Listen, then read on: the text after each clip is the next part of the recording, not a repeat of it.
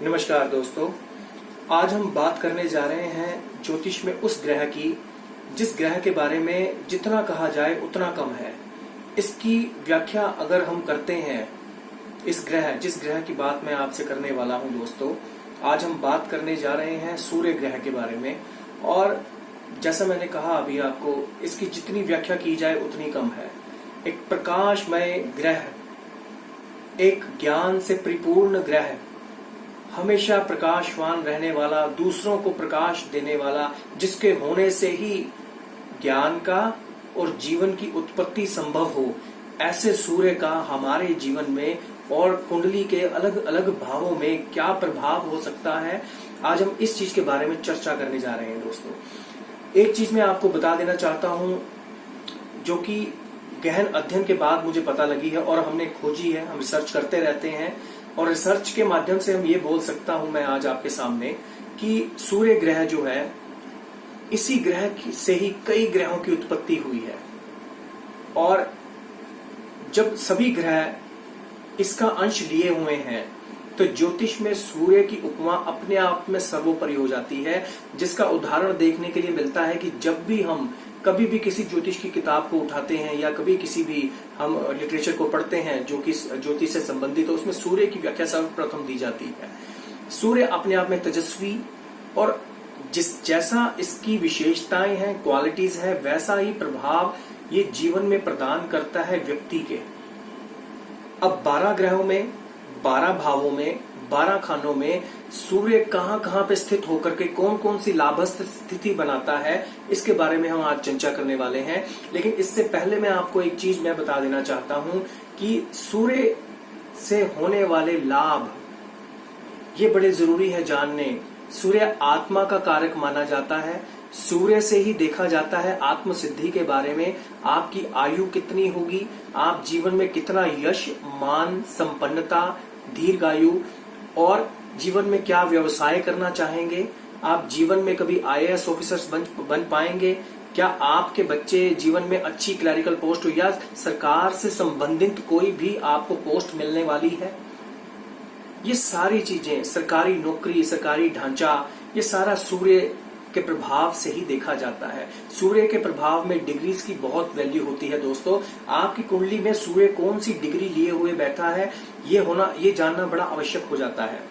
दूसरी बड़ी बात ये हो जाती है कि कौन से भाव में बैठा है, कौन सी राशि का होकर के बैठा है।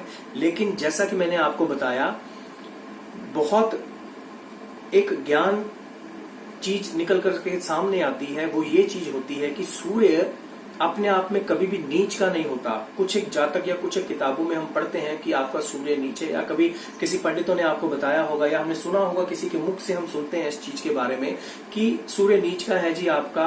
तो ये सूर्य जो खुद ही प्रकाश व ग्रह है, वो नीच का कभी नहीं होता है।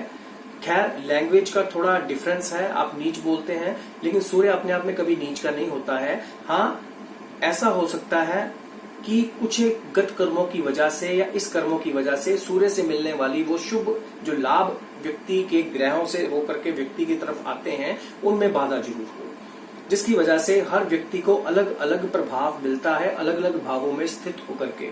ठीक है जी।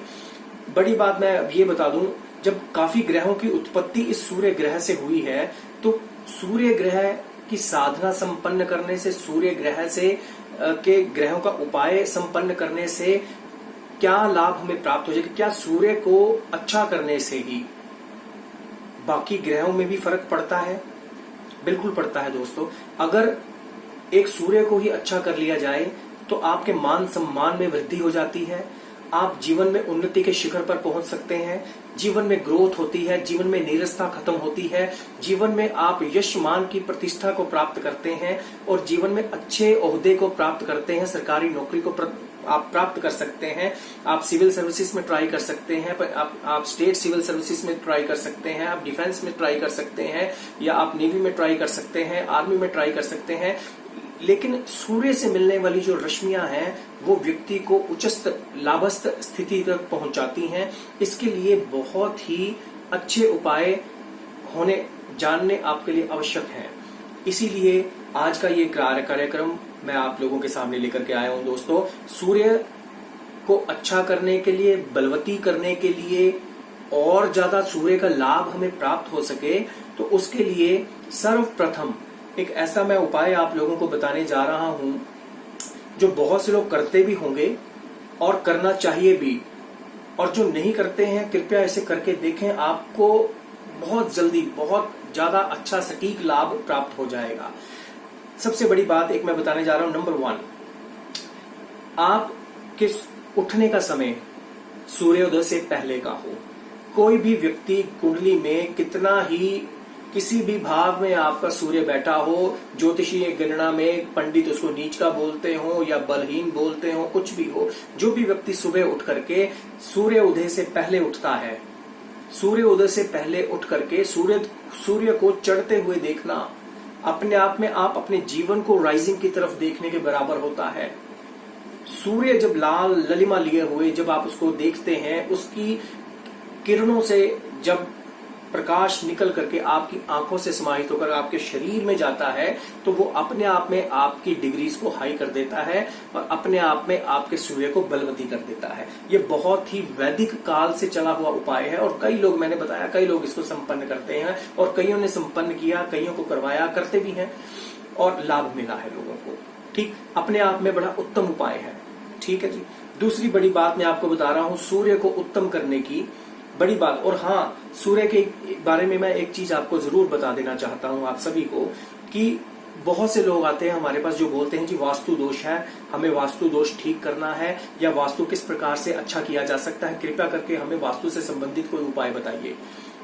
और बहुत से टीकाकार हैं, बहुत सी किताबें हैं मार्केट में, बहुत से ज्योतिषी हैं, कभी कौन सा कमरा ठीक करवाना है, कौन सा कलर ठीक करवा लीजिए, आप ये पेंट होना चाहिए आपके घर में, टंकी सिर के ऊपर नहीं होनी चाहिए, मध्य में नहीं होनी चाहिए, पीछे होनी चाहिए, दक्षिण में आपकी किचन होनी चाहिए, ये होना चाहिए। बहुत सी चीजें आजकल चल रही हैं और चलनी भी चाहिए। शायद वास्तुशास्त्र बड़ा ही उन्नत है और होना भी चाहिए, लेकिन बड़ी पते की बात मैं आपको आज बताने जा रहा हूँ जो सूर्य ग्रह से संबंधित है।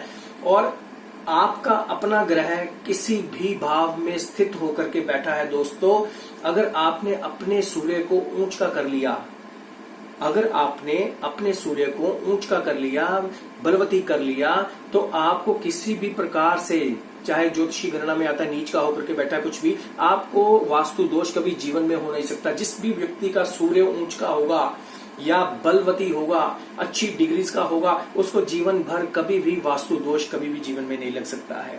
और मित्रों, सबसे बड़ा आपका वास्तु का और सूर्य से संबंधित जो उपाय है वो यही है, आप चढ़ते हुए सूर्य को देखें।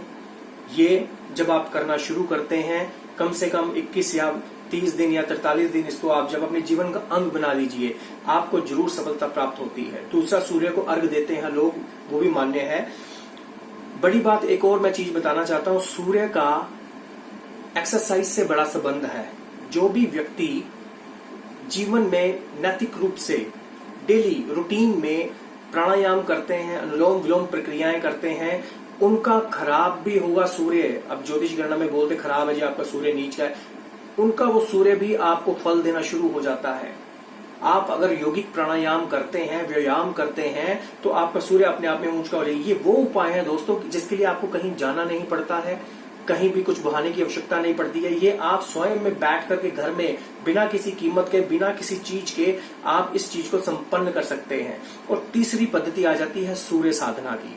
सूर्य साधना जो मंत्रोक्त साधना हमारे शास्त्रों में कही गई है, जो व्यक्ति इसको संपन्न करता है वो हर तरफ से, और जिस व्यक्ति का सूर्य अपने आप में बलवती हो, वो अपने आप में कांतिवान होगा, उसके जीवन में कोई कोर्ट कचहरी मुकदमे नहीं होंगे।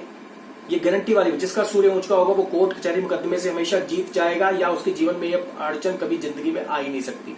ठीक, उसके बच्चे कभी भी कुसंग या कुमार्गी नहीं होंगे, गलत रास्ते में चलने वाले नहीं होंगे। ठीक है मित्रों, ये बड़ी बात है। सूर्य अच्छा हो किसी व्यक्ति का तो उसको पैतृक संपत्ति मिल जाया करती है, अच्छा लाभ प्राप्त होता है ऐसे व्यक्ति को। ठीक है जी। बड़ी बात यह हो जाती है कि बड़े बुजुर्गों की सेवा करने से भी सूर्य को उत्तम किया जा सकता है। अपने घर के बुजुर्ग जितने भी हैं उनका मान सम्मान, उनका ध्यान रखना अपने आप में सूर्य को बलवती कर देता है। दोस्तों, ये कुछ टिप्स होते हैं जो सूर्य को आगे बढ़ाते हैं, लेकिन मैं बात कर रहा हूँ सूर्य साधना की। अब कईयों के पिता नहीं है, बुजुर्ग नहीं हो घर में, न्यूक्लियर फैमिलीज का भी रिवाज है आजकल के, तो कईयों की बनती है, कईयों नहीं रह पा रहे हैं साथ में या कुछ भी ऐसा। सूर्य साधना जीवन में एक ऐसी साधना, मंत्रोक्त साधना है जिसके माध्यम से आप जीवन में सूर्य से लाभ प्राप्त कर सकते हैं। और घर में बैठकर की जाने वाली शाक्त साधना, अच्छी साधना संपन्न करने से आपके जीवन में तरक्की आती है, खुशहाली आती है और जीवन में संपन्नता के मार्ग खुलते हैं, धन धान्य से परिपूर्णता मिलती है आपको। तो जीवन में आप सूर्य यंत्र को अपने घर ले आए, सूर्य यंत्र आपके पास होना चाहिए, ठीक है। स्फटिक माला आपके पास होनी चाहिए। स्फटिक माला होती है, एक माला होती है स्फटिक की, आप कहीं भी पूछेंगे आपको मिल जाएगी, सूर्य यंत्र भी मिल जाएगा आपको। आप इजीली मार्केट से ले सकते हैं, हमारे यहाँ से भी मंगवा सकते हैं ऑफिस से। और इसके लिए आपको सूर्य का मंत्र जो है वो संपन्न करना पड़ता है विधिवत रूप से। जब आप मंत्रोक्त साधना संपन्न करते हो तो आपको जीवन में बहुत ही अच्छे शुभ प्रभाव दिखाई देते हैं, ठीक।